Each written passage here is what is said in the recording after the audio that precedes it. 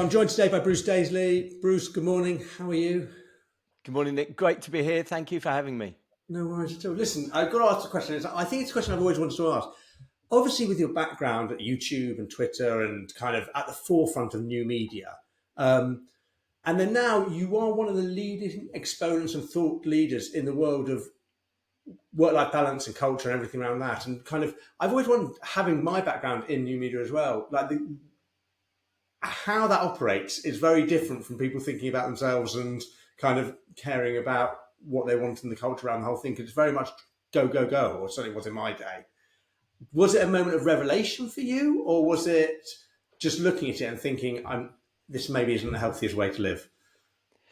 I mean, look, my perspective was very much having spent so long in tech firms and recognised that they had the same cultural problems as elsewhere. Maybe they were a bit, they were very urgent at times. I think you sort of expressed that sort of Yes. element of timeliness. But I became intrigued with what were the mechanics of great teams. What were the things that made us love our jobs? What were the things that just characterise a great day at work?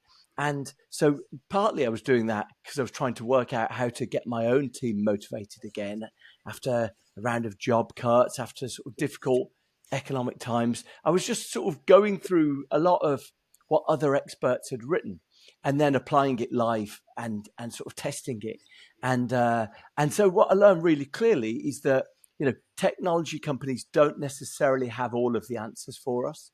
A lot of the answers about how we make great team dynamics have actually been well researched. And it's always fascinating for me that there's a whole realm of science called organizational culture.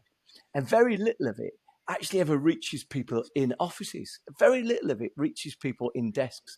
So that became my own fascination, really. How can any of us engineer a good day at work?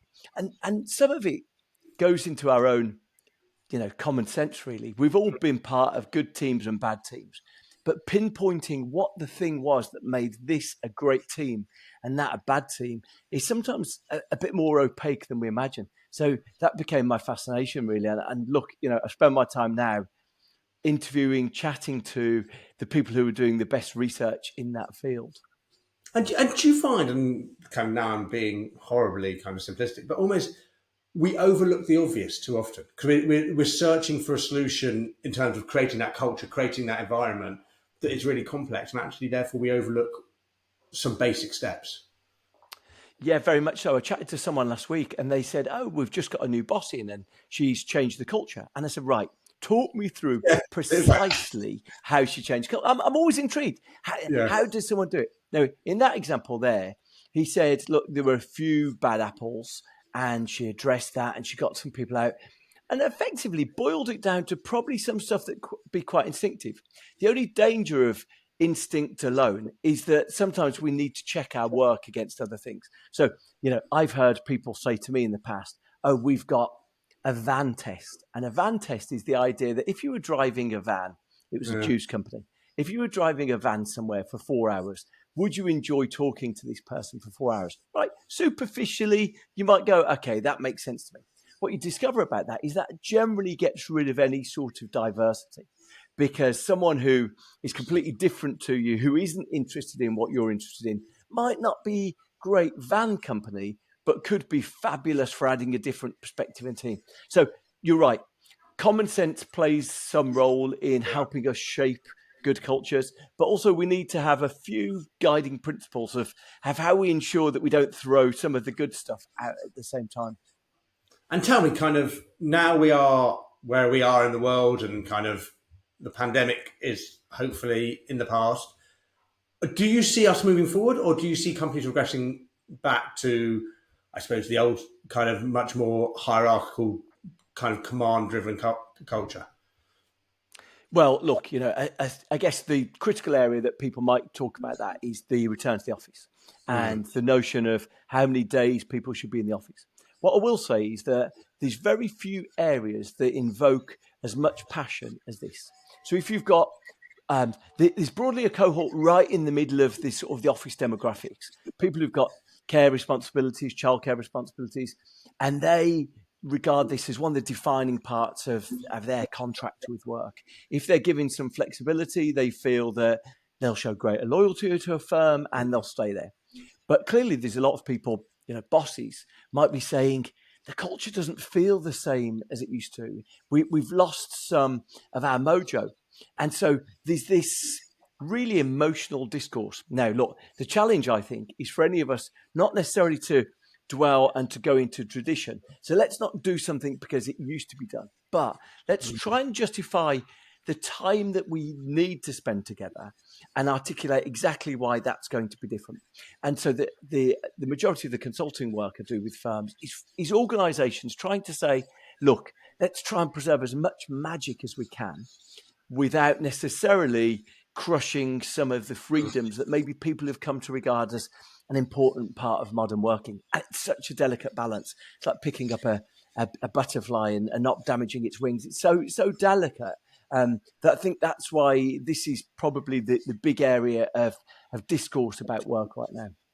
And do you think it's a healthy debate going on, or do you think it's driven by fear at the moment? Fear of losing staff, or fear of... Sorry, come on. Yeah.